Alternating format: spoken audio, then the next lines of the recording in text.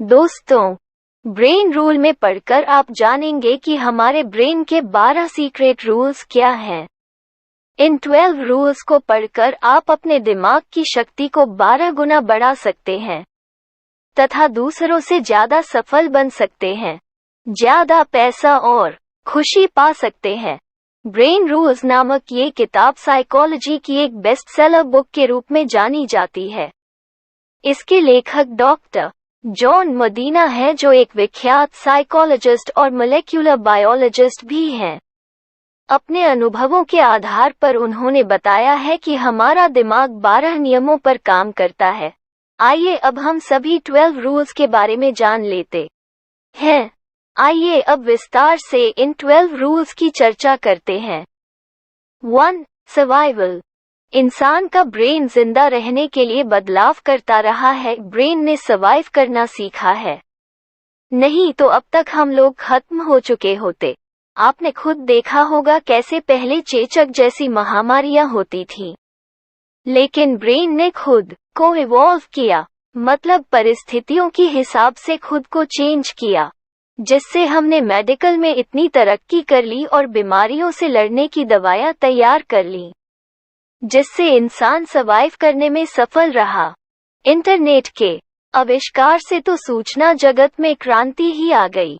तो क्या आप भी अपने ब्रेन की इवॉल्व होने में मदद करवा रहे हैं? मतलब टाइम के साथ साथ नई स्किल सीख रहे हैं? आज यूट्यूब और इंटरनेट पर काफी चीजें अवेलेबल हैं, जहां से आप काफी कुछ सीख सकते हैं। इस यूट्यूब पर भी तरह तरह की किताबों की समरी पढ़कर भी आप इवॉल्व हो सकते हैं और दूसरों से ज्यादा स्मार्ट और इंटेलिजेंट बन सकते हैं। लेकिन इसके लिए आपको सुनने की आदत बनानी होगी, इसलिए आपको अभी यूट्यूब चैनल सब्सक्राइब कर लीजिए। 2. एक्सरसाइज। एक्सरसाइज करने से ब्रेन पावर बढ़ती है। एक्सरसाइज करने के फायदे तो सबको पता है, लेकिन ऑथर बताते हैं कि एक्सरसाइज से केवल बॉडी बिल्डिंग ही नहीं होती, बल्कि ब्रेन भी पावरफुल बनता है। ब्रेन को ज्यादा ऑक्सीजन मिलती है, ब्लड सर्कुलेशन ज्यादा होता है और ब्रेन बहुत एक्टिव हो जाता है। स्ट्रेस और डिप्रेशन भी दूर हो जाता है। लेजी लोगों का दिमाग उनकी तरह ही सुस्त हो जाता है। बहुत से लोग एक्सरसाइज नहीं करते हैं। उन्हें लगता है एक्सरसाइज सिर्फ जिम में ही होती है और उनके पास इतना टाइम नहीं है, लेकिन ऐसा बिल्कुल नहीं है। आप 15 मिनट अगर वॉक भी करेंगे तो भी बहुत फायदा मिलेगा। थोड़े से पुश अप्स और सिट अप्स भी कर ले तो आपकी बॉडी भी टोन्ड हो जाएगी और ब्रेन पावर भी बहुत बढ़ जाएगी। तो आज से ही एक्सरसाइज करने की आदत डाल लीजिए। 3. वायरिंग। हर दिमाग अलग होता है। दोस्तों, बचपन से ही सब हमें यही बताते आए हैं कि सबका ब्रेन एक जैसा होता है, लेकिन लेखक कहते हैं कि ऐसा बिल्कुल नहीं है। सबका ब्रेन अलग तरह से वायर्ड होता है। वायरिंग का मतलब है ब्रेन के सेल्स, न्यूरॉन्स की अरेंजमेंट। यह अरेंजमेंट हर ब्रेन में अलग होती है, इसलिए हर ब्रेन अलग तरह से काम करता है। क्या आपके पेरेंट्स ने कभी कहा है कि देखो उस रिश्तेदार के बेटे के मैथ्स या अन्य सब्जेक्ट में कितने ज्यादा मार्क्स आए हैं, तुम्हारे क्यों नहीं आते? किसी न किसी बच्चे को तो ऐसा कहा ही जाता है, लेकिन यही लोगों की गलत सोच है।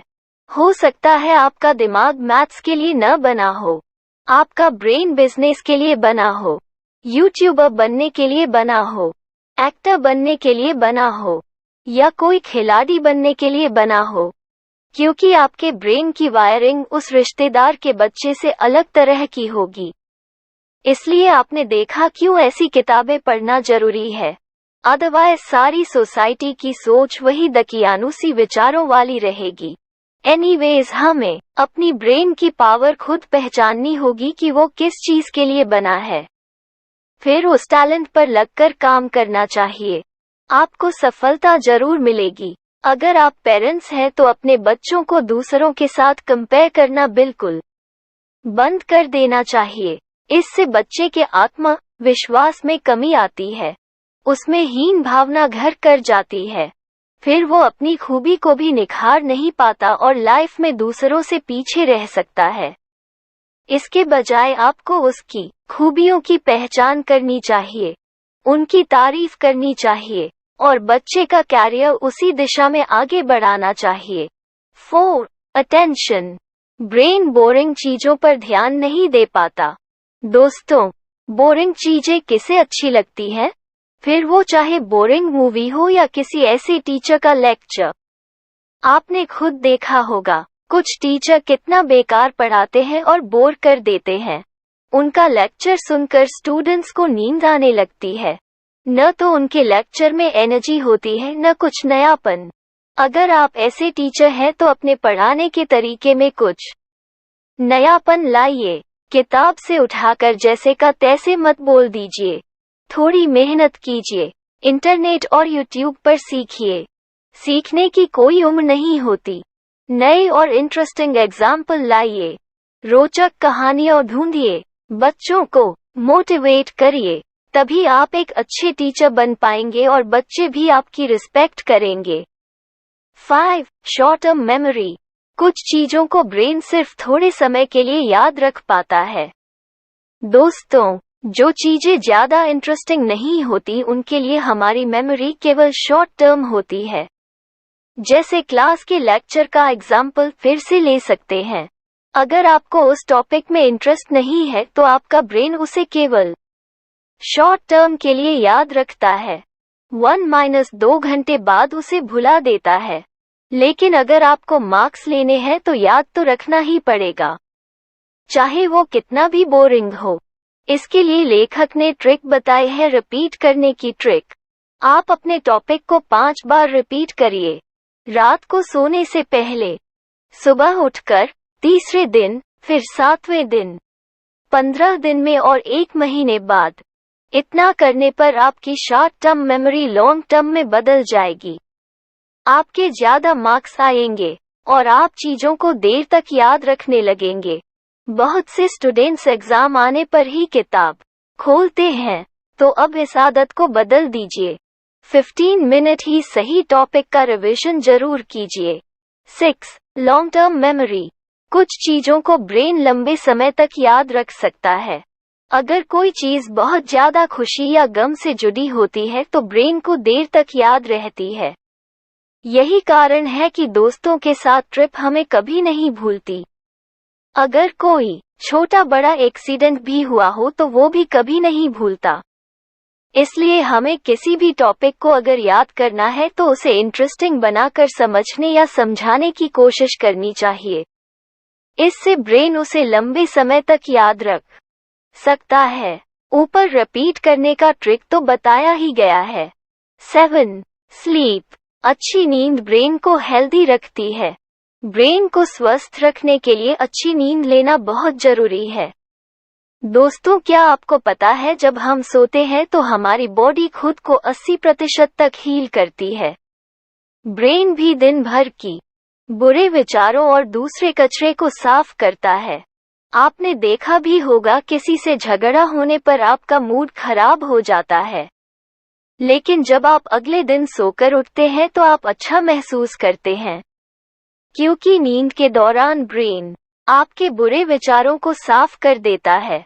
हर दिन हमारे ब्रेन के सेल्स, न्यूरॉन्स भी मरते रहते हैं।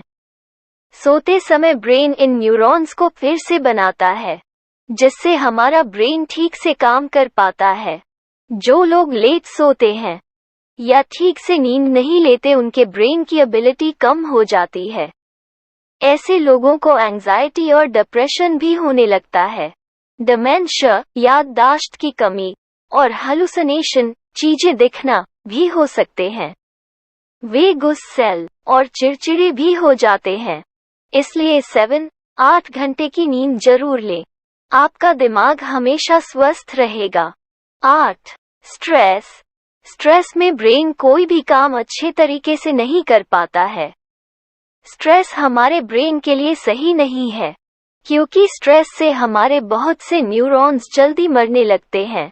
इससे मेमोरी और इंटेलिजेंस पर बहुत प्रभाव पड़ता है। अगर आप घर का स्ट्रेस ऑफिस लेकर जाएंगे तो ठीक से अपना काम नहीं कर पाएंगे, और वाइस वर्सा भी ऐसा ही होगा। इसलिए स्ट्रेस से दूर रहिए, खुश रहें और खुश रखें। आखिर इंसान की लाइफ बहुत छोटी होती है। योग, मेडिटेशन और एक्सरसाइज करते रहें। 9. Sensory integration. सभी 5 सेंस ऑर्गन्स ब्रेन को प्रभावित करते हैं। दोस्तों, हमारी 5 ज्ञानेंद्रियां सेंस ऑर्गन्स होती हैं। ब्रेन पावर को बढ़ाने के लिए सभी 5 सेंस ऑर्गन्स को तेज कर लेना चाहिए। Sense of smell. हमारी स्मेल पावर बढ़ाने के लिए फूलों की खुशबू बहुत अच्छी होती है। पहली बारिश के वक्त मिट्टी की सोंधी खुशबू किसके ब्रेन को सुकून नहीं देती। वैसे ही चाय, कहवा या चॉकलेट की स्मेल भी तरोताजा कर देती है। Sense of sound. म्यूजिक सुनने से ब्रेन रिलैक्स फील करता है और स्ट्रेस दूर होता है। लेकिन क्वालिटी म्यूजिक ऐसा करता है न कि आजकल मशीनों से बनाया हुआ शोर करने वाला इलेक्ट्रॉनिक म्यूजिक। मोजार्ट और बीथहोवन का म्यूजिक सच में ब्रेन को हील कर सकता है। ये आपको इंटरनेट पर आसानी से मिल जाएगा। इसलिए दोस्तों, आप भी अपनी पसंद का म्यूजिक कुछ देर के लिए रोज सुने। Sense of touch. जैसे माँ का स्पर्श पल भर में ही आपको खुशी से भर देता है। आपकी सारी चिंता दूर हो जाती है। छोटे बच्चों को गोदी में उठाने पर भी प्यार और आनंद की अनुभूति होती है। लव्ड वन को हग करना भी ब्रेन को हैप्पीनेस और ब्लिस से भर देता है। तो ब्रेन पावर को बढ़ने के लिए सभी इंद्रियों को तरह तरह से तरोताजा करते रहना चाहिए। इंद्रियां भी खुश और ब्रेन भी खुश।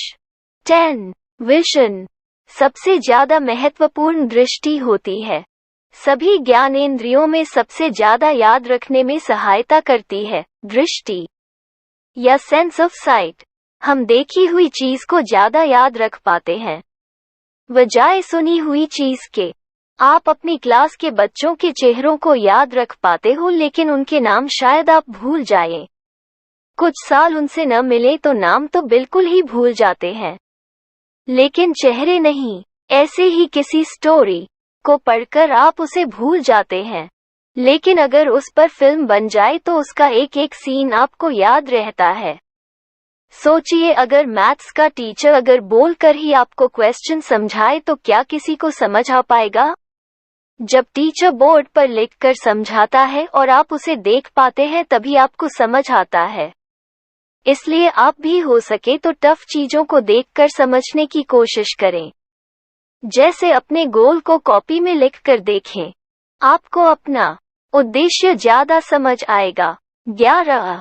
जेंडर। मेल और फीमेल का ब्रेन बहुत अलग होता है।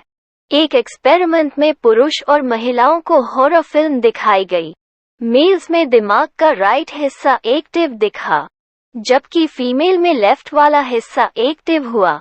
इसका मतलब है मर्द और औरत अलग अलग तरीके से इमोशंस को प्रोसेस करते हैं।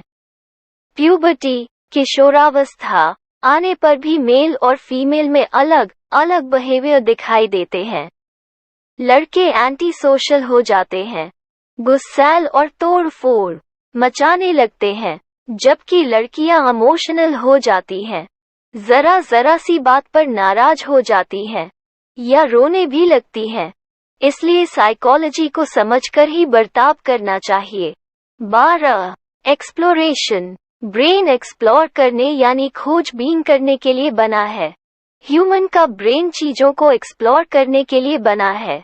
बचपन में हमारे ब्रेन में बहुत क्यूरियोसिटी होती है। हम बहुत से सवाल पूछते हैं और उनके जवाब जानना चाहते हैं, लेकिन जैसे जैसे हम बड़े होते हैं, स्कूल और कॉलेज वाले हमारी क्यूरियोसिटी को मार देते हैं। वो हम पर पकाया सिलेबस और ज्ञान थोप देते हैं। एग्जाम के नाम पर हम टॉपिक्स को रट्टा मारने लगते हैं। हमारी क्यूरियोसिटी की कोई कदर नहीं करता। कोई स्टूडेंट खुद की पोएम्स या स्टोरीज भी तो लिख सकता है, लेकिन क्योंकि ऐसा सिलेबस में नहीं है, कोई हमारी पोएम नहीं पढ़ना चाहता। इसके अलावा सोसाइटी तरह तरह के डर हमारे अंदर बिठा देती है। यह मत करो, वो मत करो, ये हो जाएगा, वो हो जाएगा। मतलब बच्चा अपना कुछ नया सोच ही नहीं सकता। इस सब से हमारा ब्रेन संकुचित होकर रह जाता है। हमारी क्यूरियोसिटी खत्म हो जाती है। हम कुछ भी एक्सप्लोर करने से डरते हैं और हम लाइफ में कुछ बड़ा नहीं कर पाते। लेकिन जिन लोगों में ये क्यूरियोसिटी और एक्सप्लोर करने की क्वालिटी बची रह जाती है, वो बहुत बड़े scientist, traveller, business person, entrepreneur आदि बन जाते हैं। आइंस्टाइन ने कहा था, I am not a genius, I am just curious. मतलब मैं जीनियस इसलिए बन पाया क्योंकि मैं चीजों के रहस्य को जानने का बहुत इच्छुक रहता हूँ। तो दोस्तों, आप भी क्यूरियोसिटी को जिंदा रखिए। अगर कोई आपके सवाल का जवाब नहीं दे रहा है, तो भी उस सवाल को अपने अंदर जिंदा रखिए। एक दिन आप उसका जवाब खुद ढूंढ लेंगे। या दूसरे शब्दों में कहें तो, अपने अंदर की आग को बुझने मत दीजिए।